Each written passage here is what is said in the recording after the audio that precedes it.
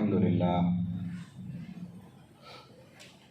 نحمده ونستعينه ونؤمن به ونتوكل عليه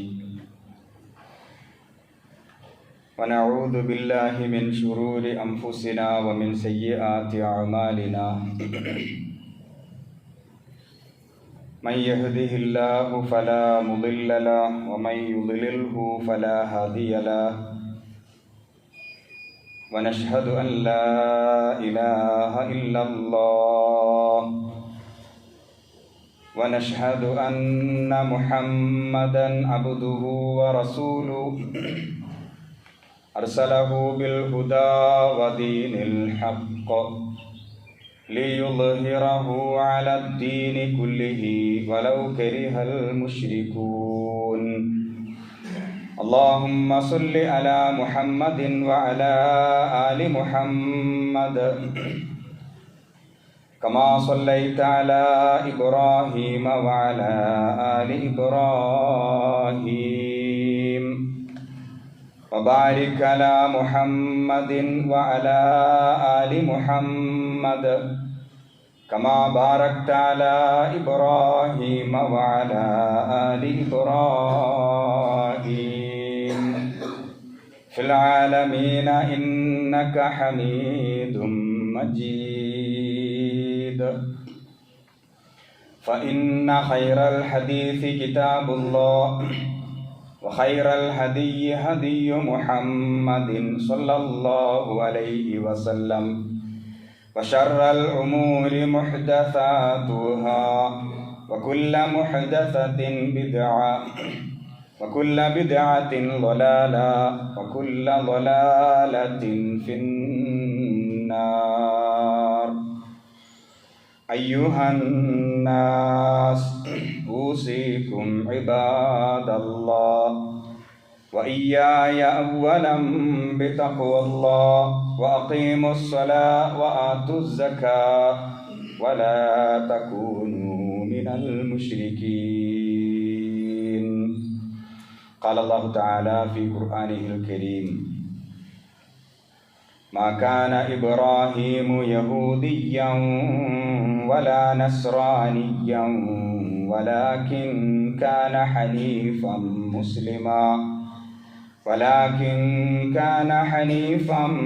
مسلما وما كان من المشركين صدق الله العلي العظيم رب اشرح لي صدري ويسر لي أمري واحلل عقدة من لساني يفقهوا قولي إن أريد إلا الإصلاح ما استطعت وما توفيقي إلا بالله عليه توكلت وإليه أنيب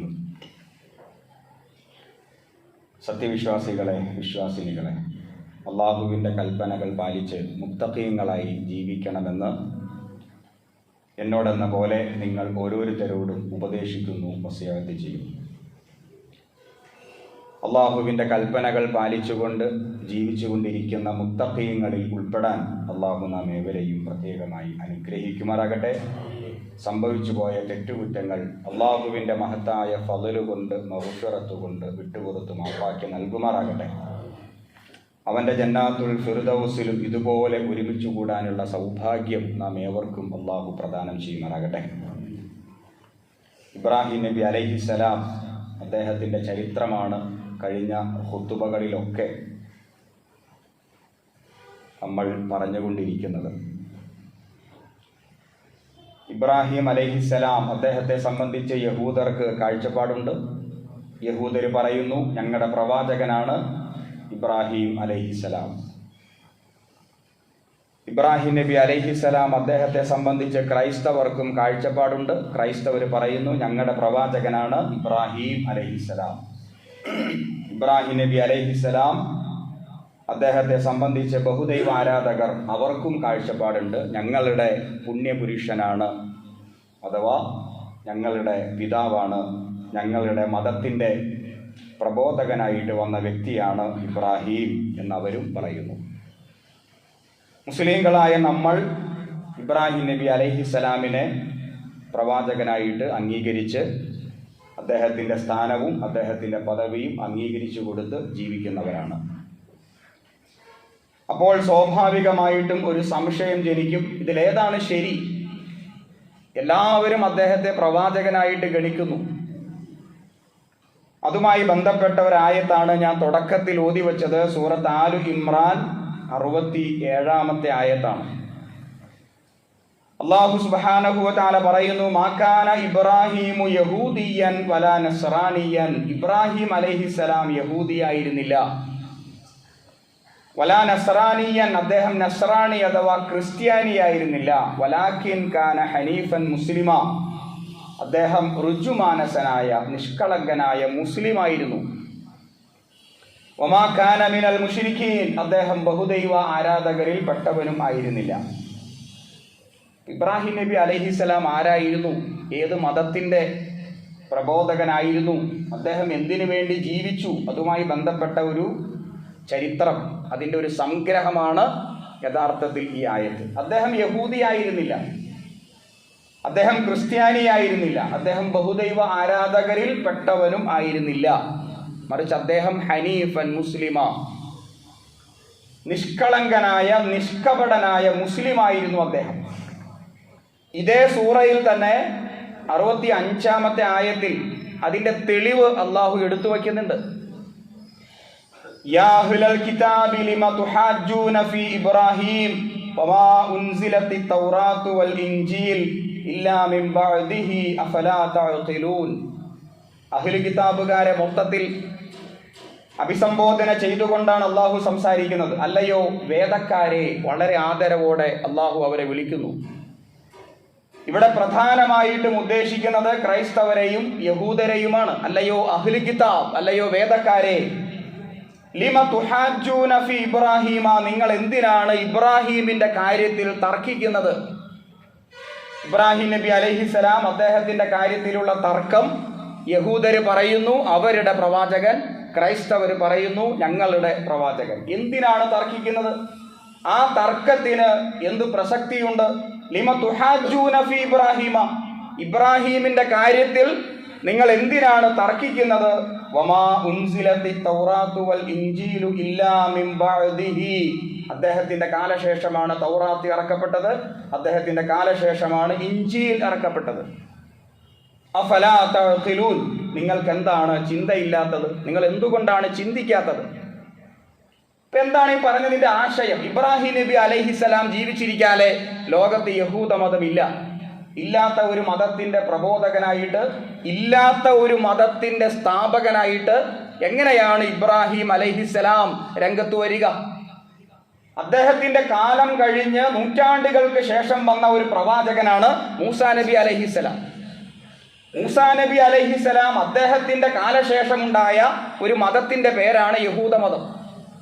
അഥവാ ഇബ്രാഹിം നബി അലൈഹിസ്സലാം വഫാത്തായിട്ട് നൂറ്റാണ്ടുകൾക്ക് ശേഷം ഉണ്ടായ ഒരു മതത്തിന്റെ പേരാണ് യഹൂദ മതം.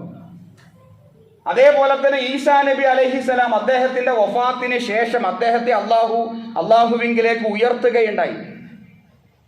അങ്ങനെ അള്ളാഹുവിന്റെ അടുക്കലേക്ക് ഈസാ നബി അലൈഹിസ്സലാം പോയ ശേഷം പിൽക്കാലത്ത് ഉണ്ടായ ഒരു മതമാണ് ക്രിസ്തു മതം.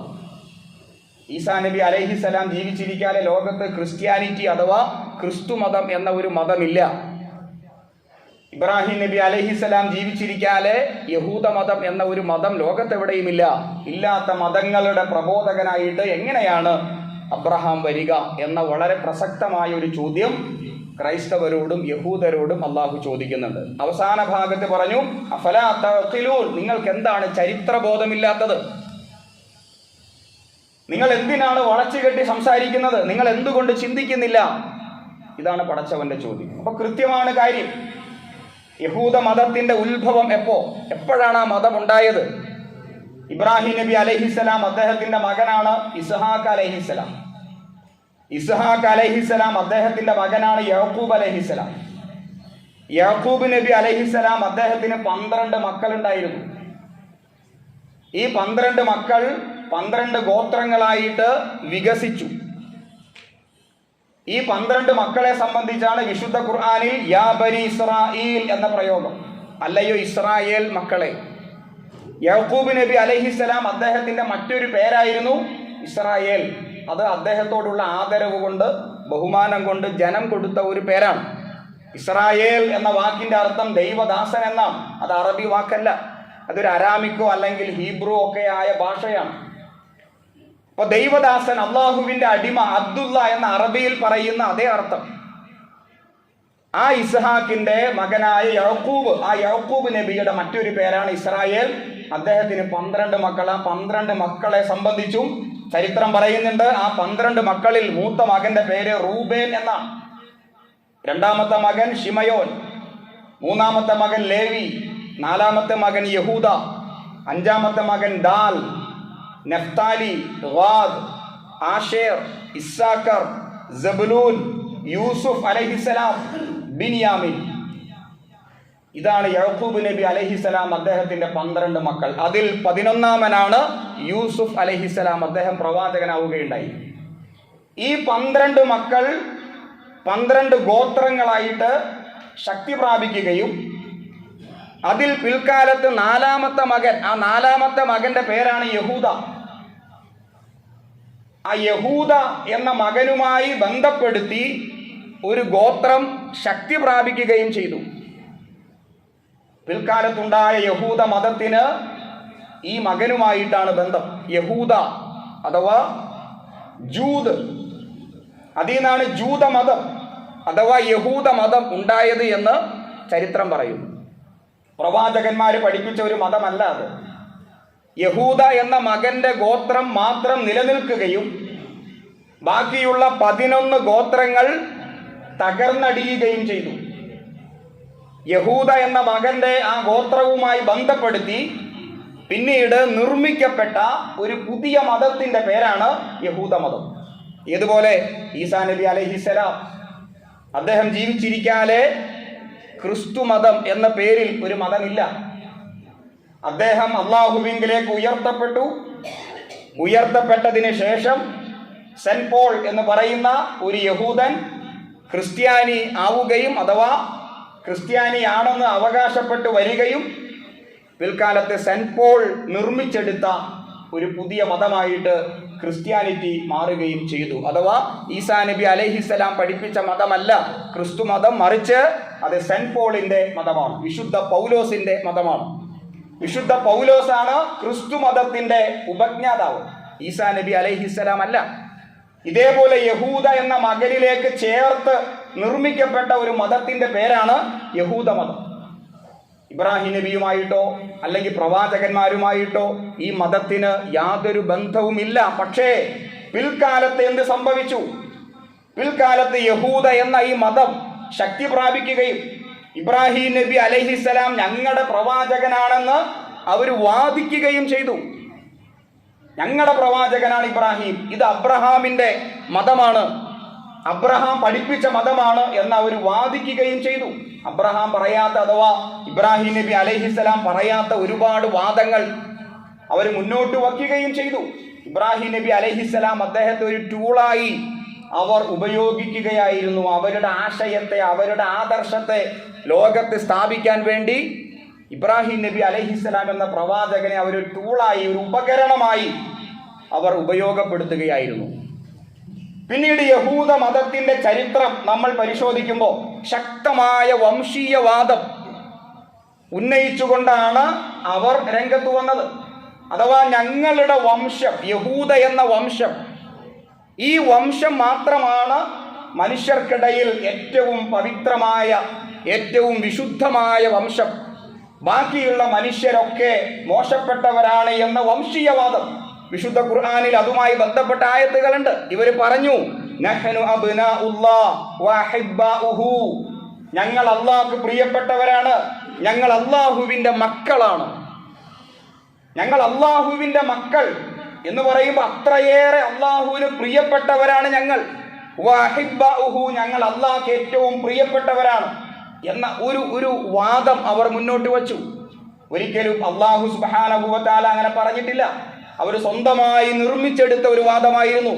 മറ്റൊരായത്തിൽ അള്ളാഹു ഇങ്ങനെ അവരെ സംബന്ധിച്ച് പറഞ്ഞു, ഖാലൂ ലൻ തമസ്സനന്നാറു ഇല്ലാ അയ്യാമൻ മഅദൂദ, അവര് പറഞ്ഞു, ഞങ്ങൾ നരകത്തിൽ പോകാത്തവരാണ്. ഇനി എങ്ങാനും ഞങ്ങൾ നരകത്തിൽ പോയാലോ? ഇല്ല അയ്യാമൻ മഅദൂദ, എണ്ണപ്പെട്ട ദിവസങ്ങൾ മാത്രം. അള്ളാഹുവിന് ഞങ്ങളോട് വലിയ ഇഷ്ടമാണ്. അതുകൊണ്ട് ഞങ്ങൾ എന്ത് പാപം ചെയ്താലും നരകത്തിൽ പോവുകയില്ല. പോയാൽ തന്നെ ഏതാനും ദിവസങ്ങൾ മാത്രമേ ഞങ്ങൾ നരകത്തിൽ പോവുകയുള്ളൂ. അതിന് മറുപടിയായി അള്ളാഹു പറയുന്ന കാര്യം ഇതാണ്: ഖുൽ, പ്രവാചകരെ അവരോട് ചോദിക്കുക, അത്തഖദുതും ഇൻദല്ലാഹി അഹ്ദ, നിങ്ങൾ അതുമായി ബന്ധപ്പെട്ട അള്ളാഹുവോട് വല്ല കരാറും ഉണ്ടാക്കിയിട്ടുണ്ടോ? ഞങ്ങൾ നരകത്തിൽ പോവില്ല, ഞങ്ങളൊക്കെ സ്വർഗ അവകാശികളാണ്, അതുമായി ബന്ധപ്പെട്ട എന്തെങ്കിലും ഒരു കരാറ് നിങ്ങൾ അള്ളാഹുവുമായിട്ട് ഉണ്ടാക്കിയിട്ടുണ്ടോ? ഇനി മറ്റൊരായത്തിൽ ഇപ്രകാരം കാണാം: വഖാലൂ ലൻ യദ്ഖുലൽ ജന്നത ഇല്ലാ മൻ കാന ഹൂദൻ ഔ നസാറ, യഹൂദിയല്ലാതെ നസാറാക്കൾ അഥവാ യഹൂദരല്ലാതെ അല്ലെങ്കിൽ ക്രൈസ്തവരല്ലാതെ മറ്റാരും തന്നെ സ്വർഗത്തിലേക്ക് പോവുകയില്ല എന്നവർ വാദിച്ചു. അല്ലാഹു സുബ്ഹാനഹു വ തആല അതിന് കൊടുക്കുന്ന മറുപടി ഇപ്രകാരമാണ്: പ്രവാചകരെ, താങ്കൾ അവരോട് ചോദിക്കുക, ഖുൽ ഹാതു ബുർഹാനകും ഇൻ കുൻതും സ്വാദിഖീൻ, നിങ്ങളുടെ വാദം ശരിയാണെങ്കിൽ നിങ്ങൾ അതിന് തെളിവ് ഹാജരാക്കുക. ഇതുവരെയും തെളിവൊന്നും ഹാജരാക്കിയിട്ടില്ല. ബലാമൻ കസബ സയ്യിഅ വഹാതതു ബിഹി ഖതീഅതുഹു ഫൗലൈക അസ്ഹാബുൻ നാർ ഹും ഫീഹാ ഖാലിദൂൻ. അതിന് മറുപടിയായിട്ട് സകല മനുഷ്യരോടും അല്ലാഹു സുബ്ഹാനഹു വ തആല പറഞ്ഞത്, ബലാമൻ കസബ, ഈ പറയുന്ന പോലെയൊന്നും അല്ല കാര്യങ്ങൾ. ബല, പക്ഷേ, മൻ കസബ സയ്യിഅ, ആര് പാപം ചെയ്തോ, വഹാതതു ബിഹി ഖതീഅതുഹു, ആ പാപത്തിൽ കിടന്ന് ആര് കറങ്ങിയോ, ഫൗലൈക അസ്ഹാബുൻ നാർ, അവിടെ ജാതി മതമൊന്നുമില്ല, അവർ ആരാണെങ്കിലും നരകത്തിലാണ്, ആ നരകത്തിൽ അവർ നിത്യവാസികളായിരിക്കും. അപ്പൊ ജന്മം കൊണ്ട് ഞങ്ങൾ വിശുദ്ധരാണ് എന്ന കടുത്ത ഒരു വംശീയവാദത്തിലേക്കാണ് യഹൂദ മതം പിൽക്കാലത്ത് സഞ്ചരിച്ചത്. ഇബ്രാഹിം നബി അവര് ഞങ്ങളുടെ പ്രവാചകൻ എന്ന വ്യാജ ആരോപണം, അത് യാഥാർത്ഥ്യമല്ല, അത് വ്യാജ ആരോപണമാണ്. ഞങ്ങളുടെ പ്രവാചകൻ എന്ന് അവർ സ്ഥാപിക്കാൻ വേണ്ടി ശ്രമിക്കുന്നു. പക്ഷേ ഇബ്രാഹിം നബി അലൈഹിസ്സലാം ലോകത്തേക്ക് വന്നത് ഈ പറയുന്ന യഹൂദ മതത്തിന്റെ പ്രബോധകൻ ആയിട്ടല്ല. ഇനി യഹൂദ മതത്തിൽപ്പെട്ട ആളുകൾ, യഹൂദരായ ആളുകൾ, അവർക്ക് മുസ്ലിങ്ങളോട് വലിയ വെറുപ്പാണ്, വിദ്വേഷമാണ്. അവർ മുസ്ലിങ്ങളെ ഇഷ്ടപ്പെടാത്തവരാണ്. അതിന് വിശ്വാസപരമായ ഒരു കാരണം അവർക്കുണ്ട്. അത് മറ്റൊന്നുമല്ല, ഇബ്രാഹിം നബി അലൈഹിസ്സലാം അദ്ദേഹത്തിന്റെ ഭാര്യ ഹാജറ ബീവി റളിയല്ലാഹു തആല അൻഹ, ആ ഹാജറ ബീവിയുടെ അവർക്കുണ്ടായ മകനാണ് ഇസ്മായിൽ അലൈഹിസ്സലാം. ആ ഇസ്മായിൽ അലൈഹിസ്സലാമാണ് മക്കയിൽ പ്രവാചകനായി രംഗത്ത് വന്നത്. അതേപോലെ തന്നെ ഇബ്രാഹിം നബി അലൈഹിസ്സലാം അദ്ദേഹത്തിന്റെ മറ്റൊരു മകൻ, രണ്ടാമത്തെ മകനാണ് ഇസ്ഹാഖ് അലൈഹിസ്സലാം. അത് സാറാ ബീവിയിൽ ഉണ്ടായ മകനാണ്.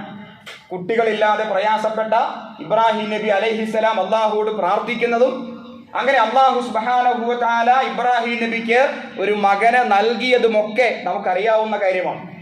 ഹാജറ ബീവിയെ ഇബ്രാഹിം നബി അലൈഹിസ്സലാം വിവാഹം കഴിക്കുന്നു. അള്ളാഹുവിന്റെ കൽപ്പന പ്രകാരം, അള്ളാഹുവിന്റെ നിയമങ്ങൾ പാലിച്ചുകൊണ്ട് യഥാർത്ഥ ഭാര്യയായിട്ട് ഹാജറ ബീവിയെ സ്വീകരിക്കുന്നു.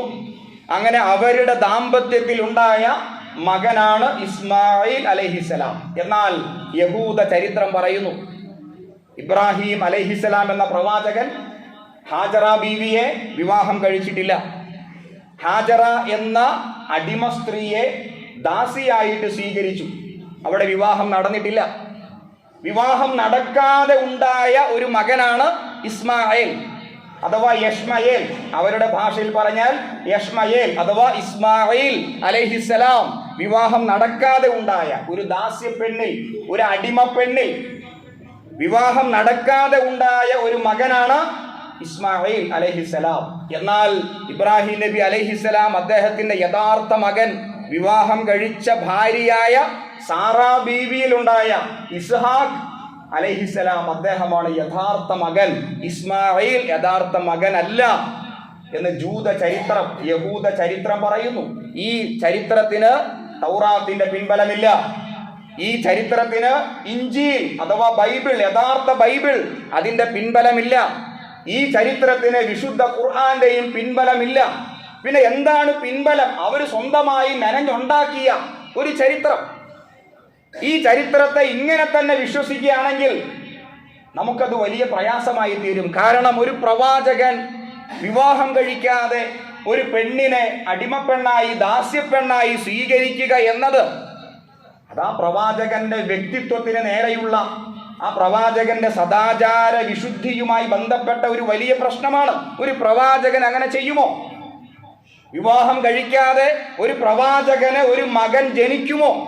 അങ്ങനെയാണെങ്കിൽ ആ പ്രവാചകൻ നമുക്ക് എങ്ങനെയാണ് മാതൃകയായി സ്വീകരിക്കാൻ പറ്റുക? അല്ലാഹു സുബ്ഹാനഹു വ തആല പറയുന്നത് വത്തബിഉ മില്ലത അബീകും ഇബ്രാഹിം, നിങ്ങൾക്ക് ഇബ്രാഹിം നബിയിൽ നല്ല മാതൃകയുണ്ട് എന്നാണ്. വിവാഹം കഴിക്കാതെ ഒരു പെണ്ണിനെ സ്വീകരിച്ച് അങ്ങനെ ഇബ്രാഹിം നബിക്ക് ഒരു കുട്ടിയുണ്ടായി എന്ന് പറയുമ്പോൾ അവിടെ നല്ല മാതൃക ഇല്ല, അത് മോശമായ മാതൃകയാണ്. ഇബ്രാഹിം നബി അലൈഹിസ്സലാം അദ്ദേഹത്തെ അവഹേളിക്കുന്നതിന് തുല്യമാണത്. യഹൂദ ചരിത്രം ഇസ്മായിൽ നബിയെ സംബന്ധിച്ച് അങ്ങനെയാണ് നമ്മെ പരിചയപ്പെടുത്തുന്നത്. ഇസ്മായിൽ നബി അലൈഹിസ്സലാം അദ്ദേഹത്തിന്റെ പരമ്പരയാണ് അറബികൾ. ചരിത്രം പരിശോധിക്കുകയാണെങ്കിൽ ഈ അറബികളെ യഹൂദർ വിളിച്ച ഒരു പേരുണ്ട്, അത് ഉമ്മിയ്യ എന്നാണ്.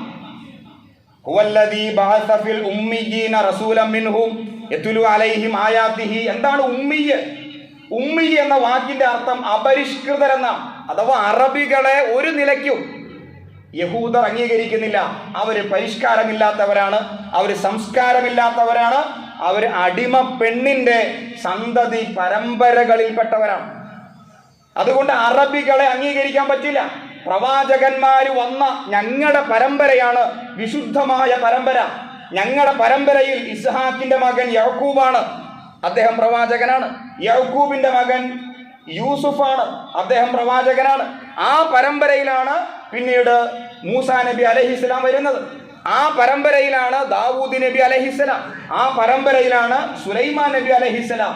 ആ പരമ്പരയിലാണ് യഹ്യാ നബി അലൈഹിസ്സലാം. ആ പരമ്പരയിലാണ് അന്ത്യപ്രവാചകനായി അവർ വിശ്വസിക്കുന്ന ക്രൈസ്തവർ അംഗീകരിക്കുന്ന ഈസാ നബി അലൈഹിസ്സലാം.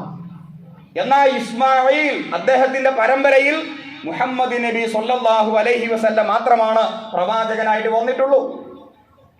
അപ്പൊ അതുകൊണ്ട് ആ പരമ്പരയിൽ ഒരു പ്രവാചകൻ വരില്ല എന്നതാണ് യഹൂദ കാഴ്ചപ്പാട്. കാരണം അത് ദാസ്യപ്പെണ്ണിന്റെ അടിമ പെണ്ണിന്റെ പരമ്പരയാണ്. യഥാർത്ഥത്തിൽ വിവാഹം കഴിച്ചിട്ടുണ്ടായ ഒരു ഭാര്യയല്ല, അടിമയായി സ്വീകരിച്ച ഒരു പെണ്ണാണ്. ആ പെണ്ണിൽ ജനിച്ച ഒരു കുട്ടിയാണ്. ആ കുട്ടിയുടെ പരമ്പരയിൽ പ്രവാചകന്മാർ വരില്ല.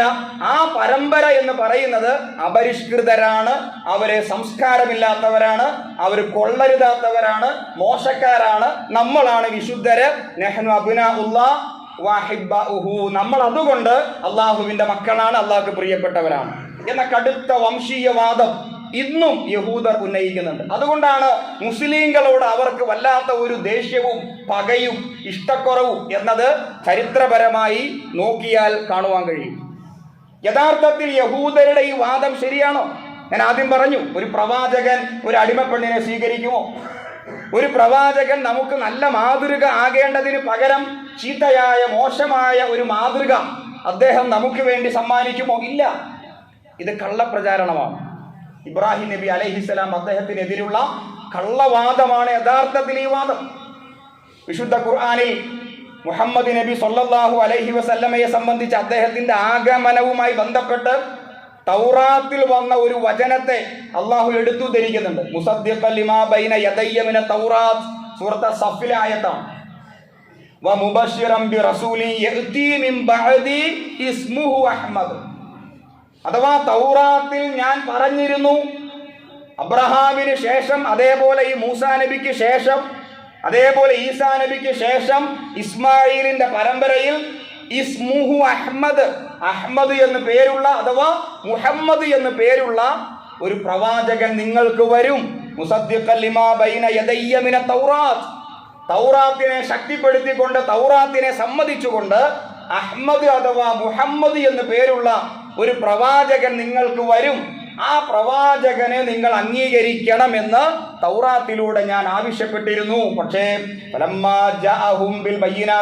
വ്യക്തമായ തെളിവുകളുമായിട്ട് ആ പ്രവാചകൻ വന്നപ്പോ കാലു അവർ പറഞ്ഞു, ഹാദാ സിഹ്റു മുബീൻ, ഇത് മാജിക്കാണ്, മജീഷ്യനാണ്, ഇദ്ദേഹം പ്രവാചകനല്ല. കാരണം ദാസ്യപ്പെണ്ണിന്റെ പരമ്പരയിൽ പ്രവാചകന്മാർ വരില്ല എന്ന് പറഞ്ഞുകൊണ്ട് അവര് മുഹമ്മദ് നബി സ്വല്ലല്ലാഹു അലൈഹി വസല്ലമയെ അംഗീകരിച്ചില്ല.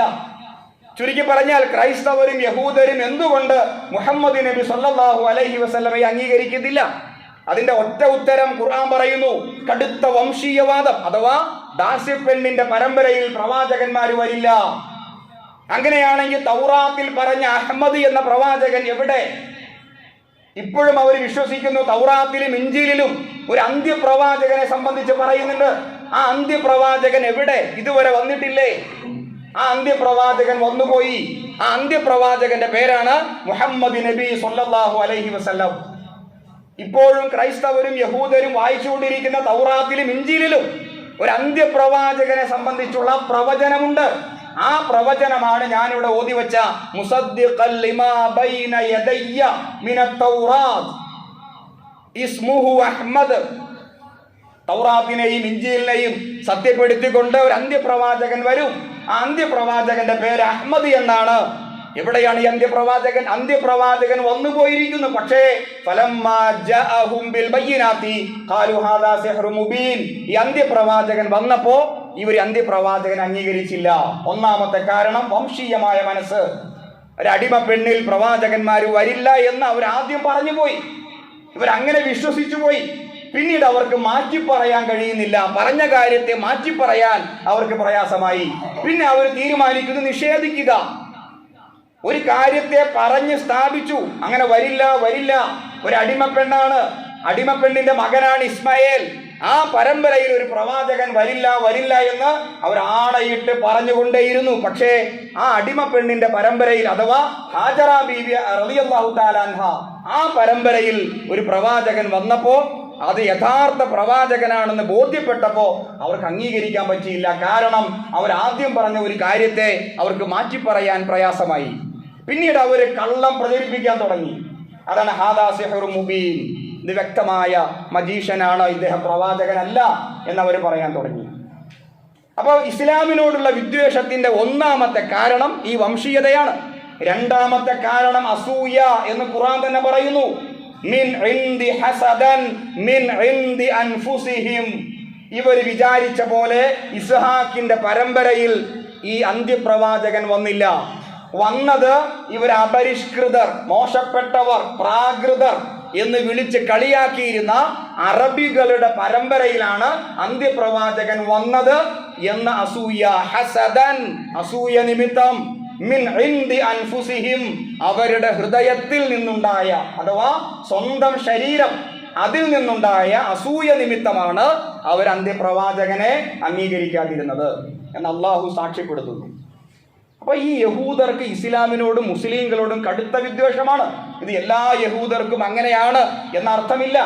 പക്ഷേ ആ വിയോജിപ്പിന്റെ, ആ എതിർപ്പിന്റെ അടിസ്ഥാനപരമായ കാരണം ഇങ്ങനെയാണ്. ഇനി യഹൂദ ചരിത്രം ഒന്ന് പരിശോധിക്കുകയാണെങ്കിൽ ഏതെങ്കിലും ഒരു പ്രവാചകനെ യഹൂദ വിശ്വാസികൾ അംഗീകരിച്ചിട്ടുണ്ടോ ചരിത്രത്തിൽ? മൂസാ നബി അലൈഹിസ്സലാമെ അങ്ങേയറ്റം സ്നേഹിക്കുന്നവരാണ് യഹൂദർ എന്നവർ പറയുന്നു. ഞങ്ങളുടെ പ്രവാചകനാണ് മോസസ്, ഞങ്ങളുടെ പ്രവാചകനാണ് മൂസാ നബി അലൈഹിസ്സലാം എന്നവർ ആണയിട്ട് പറയുന്നു. ഞങ്ങളുടെ വേദഗ്രന്ഥമാണ് തൗറാത്ത് എന്നും അവർ പറയുന്നു. പക്ഷേ അല്ലാഹു സുബ്ഹാനഹു വ തആല വിശുദ്ധ ഖുർആനിൽ ഏറ്റവും അധികം പരാമർശിച്ച ചരിത്രമുള്ള ഒരു പ്രവാചകനാണ് മൂസാ നബി അലൈഹിസ്സലാം. ആ മൂസാ നബി അലൈഹിസ്സലാം വ്യക്തമായ ദൃഷ്ടാന്തങ്ങളുമായി വലഖദ് ജാഅകും മൂസാ ബിൽ ബയ്യിനാതി സുമ്മ തഖദതുമുൽ ഇജ്ല മിൻ ബഅദിഹി വ അൻതും ളാലിമൂൻ. മൂസാ നബി അലൈഹിസ്സലാം വ്യക്തമായ ദൃഷ്ടാന്തങ്ങളുമായി ഇവരിലേക്ക് വന്നപ്പോ യഹൂദർ എന്താണ് ചെയ്തത്? മൂസാ നബിക്ക് ശേഷം മൂസാ നബി അലൈഹിസ്സലാം തൗറാത്ത് മേടിക്കാൻ പോയ ആ ചെറിയ ഇടവേളയിൽ അവർ പശുക്കുട്ടിയെ ദൈവമായിട്ട് ആരാധിച്ചുകൊണ്ട് അക്രമികളായി മാറി. വലഖദ് ജാഅകും മൂസാ ബിൽ ബയ്യിനാതി സുമ്മ തഖദതുമുൽ ഇജ്ല, പശുക്കുട്ടിയെ ദൈവമായി ആരാധിച്ചു. അപ്പൊ മൂസാ നബി അലൈഹിസ്സലാം അദ്ദേഹത്തെ ഇവർ പ്രവാചകനായി സമ്മതിച്ചിട്ടില്ല. ഏറ്റവും അധികം കടുത്ത ധിക്കാരം മൂസാ നബിയോട് രേഖപ്പെടുത്തിയ ഒരു സമുദായമാണ് യഹൂദ സമുദായം. ഇനിയും ചരിത്രം നോക്കുക. മൂസാ നബി അലൈഹിസ്സലാം അദ്ദേഹത്തിന് ശേഷം വന്ന ഒരുപാട് പ്രവാചകന്മാരുണ്ട്. അതിൽ എടുത്തു പറയേണ്ട മറ്റൊരു പ്രവാചകനാണ് സക്കരിയ അലൈഹിസ്സലാം. ഈ സക്കരിയ അലൈഹിസ്സലാം വന്നിട്ട് അള്ളാഹുവിന്റെ ദീൻ പ്രബോധനം ചെയ്തപ്പോ ഇവരെന്താ ചെയ്തേ? സക്കരിയ നബിയെ കല്ലെറിഞ്ഞു കൊന്നു. സക്കരിയ അലൈഹിസ്സലാത്തു വസ്സലാമയെ കല്ലെറിഞ്ഞ കാരണം ഇസ്ലാമിക പ്രബോധനത്തിന് വേണ്ടി. അപ്പൊ സക്കരിയ നബി ഞങ്ങളുടെ നബിയാന്ന് ആവേശത്തോടെ അഭിമാനത്തോടെ പറയുന്ന യഹൂദർ, മൂസാ നബി അലൈഹിസ്സലാം ഞങ്ങളുടെ നബിയാണെന്ന് അഭിമാനത്തോടെ ആവേശത്തോടെ പറയുന്ന യഹൂദർ, അവരുടെ ചരിത്രം ഇതാണ്. മൂസാ നബിയെ ധിക്കരിച്ചു.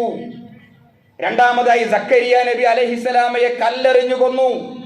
മൂന്നാമതായി യഹ്യ അലൈഹിസ്സലാം, ക്രൈസ്തവർ വിളിക്കുന്ന യോഹന്നാൻ, യഹ്യ അലൈഹിസ്സലാം ആ പ്രവാചകൻ ഫെരോദ എന്ന് പറയുന്ന യഹൂദ രാജാവിന്റെ മോശമായ തിന്മകൾക്കെതിരെ രംഗത്തു വന്ന യഹ്യ അഥവാ യോഹന്നാൻ, ഈ പറയുന്ന ഈസാ നബി അലൈഹിസ്സലാം അദ്ദേഹത്തിന് മുമ്പ് 6, 7, 8 മാസങ്ങൾക്ക് മുമ്പ് ജനിച്ച യഹ്യ അലൈഹിസ്സലാം ആ പ്രവാചകനെ ഫെരോദ എന്ന് പറയുന്ന യഹൂദ രാജാവ് അദ്ദേഹത്തിന്റെ തല വെട്ടി തളികയിലാക്കി അദ്ദേഹത്തിന്റെ കാമുകിക്ക് സമർപ്പിക്കുന്നു. ഈ കാമുകിയുടെ താല്പര്യപ്രകാരം യഹൂദ രാജാവ് ചെയ്ത പണിയാണ്. ഏത് നബി? യഹ്യ നബി അലൈഹിസ്സലാം. അപ്പൊ യോഹന്നാൻ ഞങ്ങളുടെ പ്രവാചകൻ, യഹ്യ ഞങ്ങളുടെ പ്രവാചകൻ എന്ന് അഭിമാനത്തോടെ പറയുന്ന യഹൂദ ചരിത്രത്തിൽ യോഹന്നാനോട് ചെയ്തത് ഈ കടുത്ത ധിക്കാരമാണ്. തലവെട്ടി തളികയിലാക്കി തന്റെ കാമുകിക്ക് സമർപ്പിച്ച കടുത്ത ധിക്കാരമാണ് സക്കരിയ നബി അലൈഹിസ്സലാം അദ്ദേഹത്തോട് യഹൂദർ ചെയ്തത്. ഇനി ഈസാ നബി അലൈഹിസ്സലാത്തു വസ്സലാമയെ ക്രൂരമായി പീഡിപ്പിക്കുന്നു, അദ്ദേഹത്തെ മുൾക്കിരീടം അണിയിക്കുന്നു. ഇനി അള്ളാഹുവിന്റെ കൽപ്പന പ്രകാരം അദ്ദേഹത്തെ അള്ളാഹ് ഉയർത്തിക്കൊണ്ട് പോയല്ലോ. പക്ഷേ ഒരു യഹൂദ വിശ്വാസമുണ്ട്. എന്താണ് യഹൂദ വിശ്വാസം?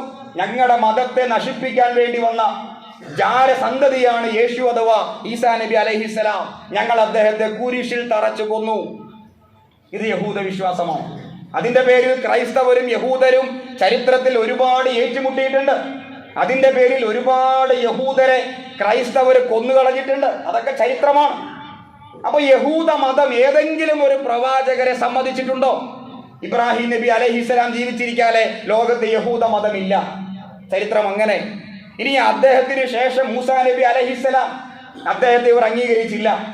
അതേപോലെ സുലൈമാൻ നബി അലൈഹിസ്സലാം, ദാവൂദ് നബി അലൈഹിസ്സലാം, സക്കരിയ നബി അലൈഹിസ്സലാം, അതേപോലെ യഹ്യ നബി അലൈഹിസ്സലാം, അവസാനം അവർ വിശ്വസിക്കുന്ന അവസാനം വന്ന പ്രവാചകൻ ഈസാ നബി അലൈഹിസ്സലാം, ആ പ്രവാചകനെയും അവര് സമ്മതിച്ചിട്ടില്ല. ഞാൻ ഈ പറഞ്ഞ കാര്യം വിശുദ്ധ ഖുർആൻ വളരെ വ്യക്തമായി പറയുന്നുണ്ട്. സൂറ ബഖറയിലെ 61-ാമത്തെ ആയത്തിൽ യഹൂദർക്ക് മേൽ ശാപകോപങ്ങൾ അള്ളാഹു അടിച്ചേൽപ്പിച്ചു. കാരണം യക്ഫുറൂന ബി ആയാത്തില്ല, അള്ളാഹുവിന്റെ വചനങ്ങളെ അവർ കളവാക്കി. വയഖ്തുലൂന നബിയ്യീന ബിഗൈറിൽ ഹഖ്, പ്രവാചകന്മാരെ ഒരു കാരണവും കൂടാതെ അവർ കൊന്നുകളഞ്ഞു.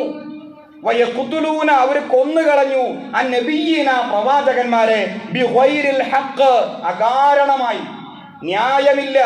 കാരണം വിശുദ്ധരായ പ്രവാചകന്മാരെ കൊല്ലുക എന്നത് കടുത്ത പാതകമാണ്. ഈ കടുത്ത പാതകം ചെയ്തവരാണ് യഹൂദര് എന്ന സൂറ ബഖറയിലെ 61-ാമത്തെ ആയത്തിൽ. അതുകൊണ്ട്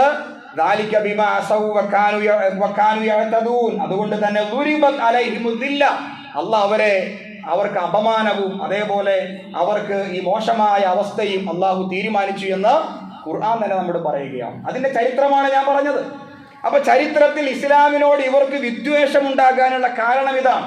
ഇസ്ലാം ആകട്ടെ സാഹോദര്യത്തിന്റെ മതമാണ്. ഇസ്ലാം ജാതിയോ മതമോ നോക്കുന്നില്ല. ഇസ്ലാം നോക്കുന്നത് മനുഷ്യരെയാണ്. എല്ലാ മനുഷ്യരും അള്ളാഹുവിന്റെ അടിമകളാണ്. ആ ഒരു ഹ്യൂമാനിറ്റി അഥവാ മാനവികത ഇസ്ലാം മുന്നോട്ട് വയ്ക്കുന്നു.